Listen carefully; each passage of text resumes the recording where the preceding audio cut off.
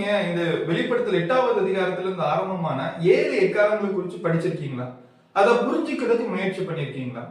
தேவன் வெளிப்படுத்தல் 8வது அதிகாரத்துல யோவானுக்கு இந்த 7 எக்காலங்களுடைய காட்சியை ஏன் காமிக்கணும்? அதுக்கு பின்னாடி இருக்கக்கூடிய செய்தி என்ன? 2026ல வாழ்ந்துட்டு இருக்கிற நமக்கு இது என்ன பாடத்தை கற்றுத்தருது?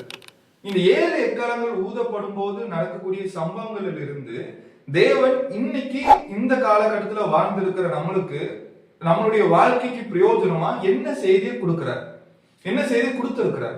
வெளிப்படுத்தல் 8வது அதிகாரத்திலையும் 9வது அதிகாரத்திலையும் 10, 11, 12 இவ்வளவு அதிகாரங்களையும் இந்த 7 எக்காலங்கள் அப்படிங்கறதுடைய சம்பவங்கள் நடக்குது. ஒவ்வொரு தூதனும் தன்னுடைய எக்காலங்களை ஊதும் போது ஒரு மோசமான பயங்கரமான சம்பவம் நடக்குது. வெளிப்படுத்தல் 7வது அதிகாரத்துல யோவான் ஒரு திரளான கூட்ட ஜனங்களை பார்த்தார். இவங்க மிகுந்த உபத்திரவத்திலிருந்து வந்த கூட்டமா இருந்தாங்க.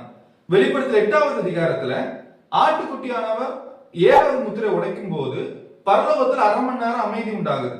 தேவன் பரிசுத்தவான்களுடைய ஜெபத்தை கேட்டு அதற்கான பலனை கொடுக்கிறார், அதற்கான பதிலை கொடுக்கிறார். இந்த விஷயங்களுக்கு பிறகு யோவான் பார்க்கிற விஷயம் தான் இது. வெளிப்படுத்தல் புஸ்தகம் 8வது அதிகாரம் 6வது வசனம்.